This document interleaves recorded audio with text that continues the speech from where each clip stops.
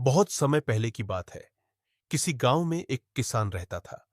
वह रोज भोर में उठकर दूर झरनों से स्वच्छ पानी लेने जाया करता था। इस काम के लिए वह अपने साथ दो बड़े घड़े ले जाता था, जिन्हें वो डंडे में बांधकर अपने कंधे पर दोनों ओर लटका लेता था। उनमें से एक घड़ा कहीं से फूटा हुआ था और दूसरा एकदम सही था।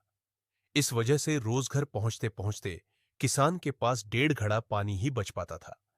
ऐसा 2 सालों से चल रहा था।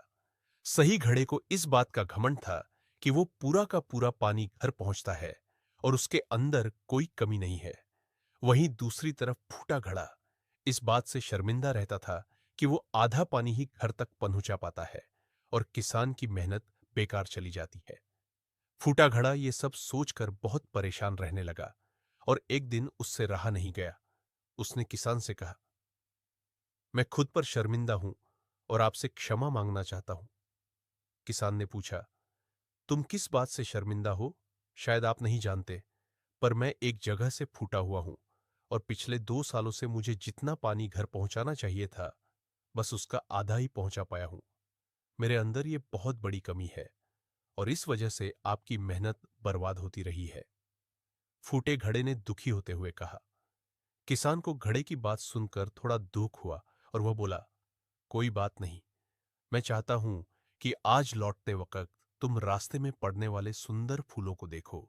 घड़े ने वैसा ही किया। वह रास्ते भर सुंदर फूलों को देखता आया।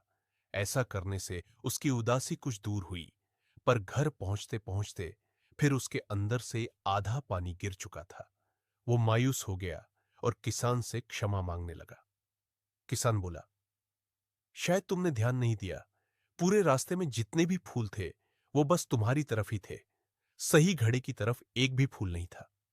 ऐसा इसलिए क्योंकि मैं हमेशा से तुम्हारे अंदर की कमी को जानता था और मैंने उसका लाभ उठाया।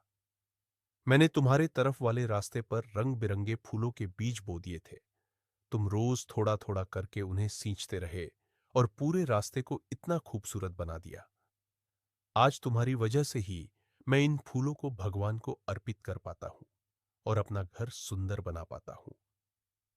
तुम ही सोचो, अगर तुम जैसे हो वैसे नहीं होते तो भला क्या मैं ये सब कुछ कर पाता?